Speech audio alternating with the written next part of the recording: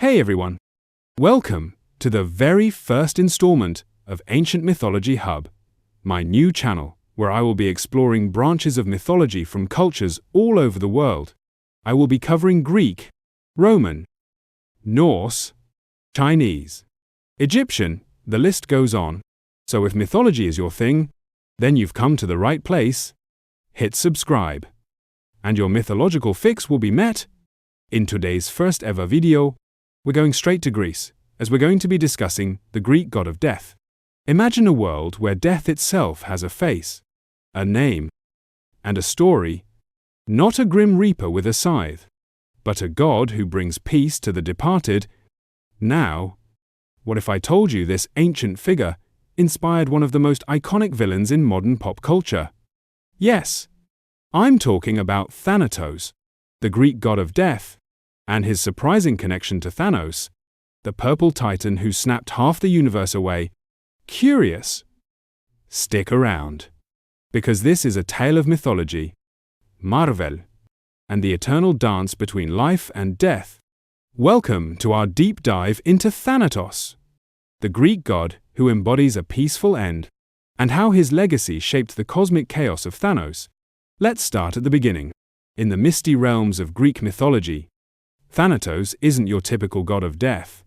Unlike the fire and brimstone deities of other myths, Thanatos represents a gentle, inevitable passing, a peaceful departure from the world.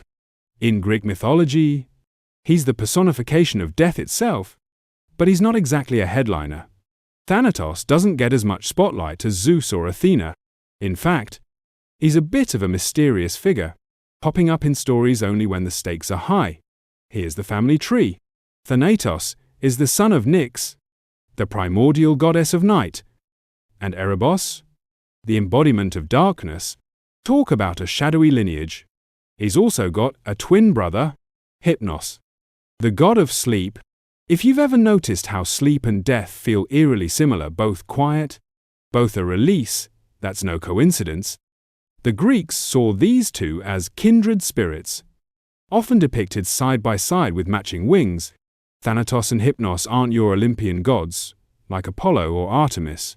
They're primordial deities, older than the gods of Mount Olympus, tied to the very fabric of existence. Picture Thanatos as a solemn figure, cloaked in darkness, with great black wings that carry him silently to those whose time has come. But here's the kicker. Even though he's the god of peaceful death, not everyone welcomes him with open arms.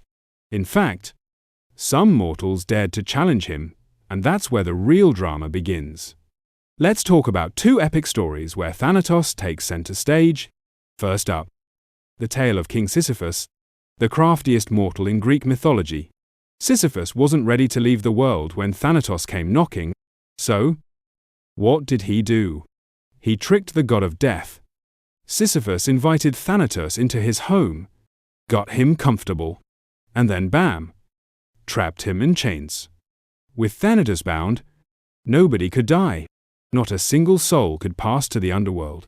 Imagine the chaos, warriors surviving fatal wounds, the sick lingering endlessly. It was a mess. Eventually, the war god Ares got fed up. He stormed in, freed Thanatos, and made sure Sisyphus faced his fate. Spoiler alert, Sisyphus didn't get off easy. He was condemned to roll a boulder up a hill for eternity, a punishment that's practically a synonym for futility. Moral of the story: don't mess with death. Our second story involves Queen Alcestis, a woman who volunteered to die in place of her husband, King Admetus. When Thanatos arrived to claim her soul, things got complicated. In one version, Admetus himself tried to argue with Thanatos, begging for his wife's life. In another, the hero Heracles, yes, the muscle-bound legend, showed up and wrestled Thanatos into submission. Either way, Thanatos was sent packing, and Alcestis was saved. These stories paint Thanatos as powerful but not invincible. Mortals, with enough cunning or brute strength, could push back against death itself, at least for a while. Thanatos may not have a starring role in every Greek myth, but his influence stretches far beyond ancient stories. His name lives on in fields like thanatology, the study of death and dying. Scholars, psychologists, and even artists have used Thanatos as a symbol of mortality, a reminder that death is a universal truth. You'll find his echo in literature, paintings, and even video games, where death is often personified as a quiet, inevitable force. But Thanatos' biggest claim to fame in modern times?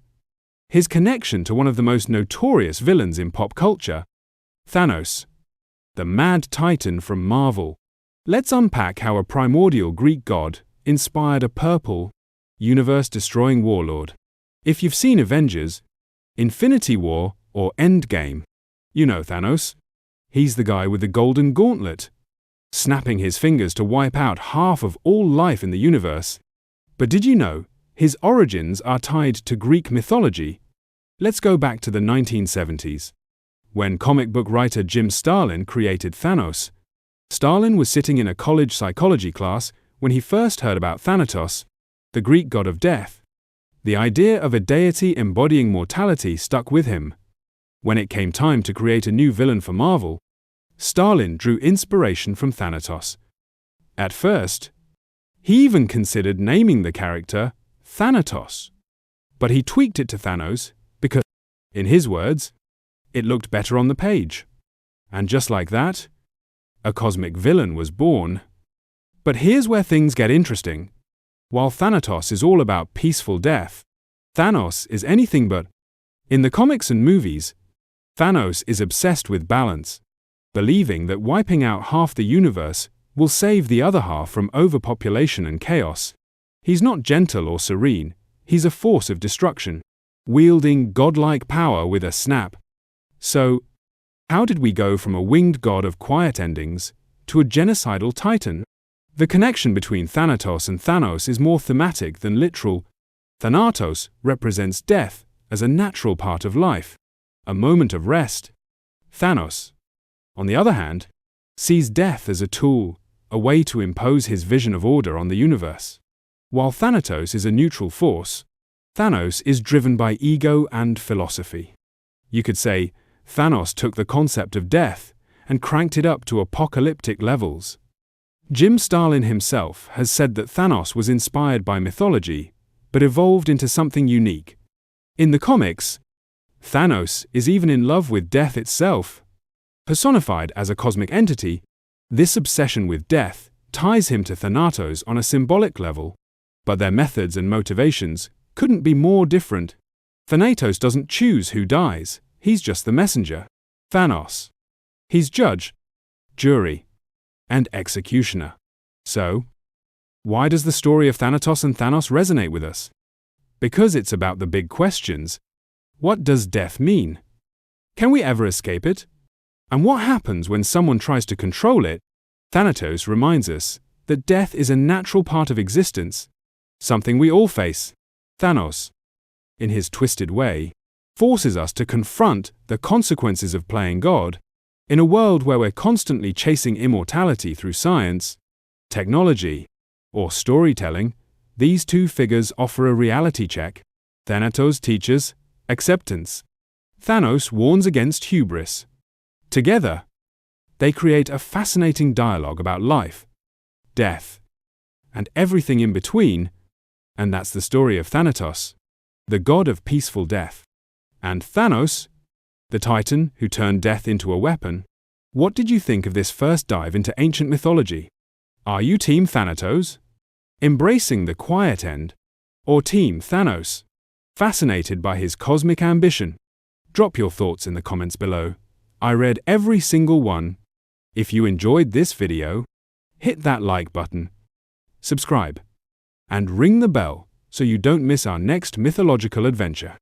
We've got Greek, Norse, Egyptian, and more coming your way. Got any suggestions for future myths to cover? Let me know. Thanks for watching, and until next time, keep pondering the mysteries of the universe.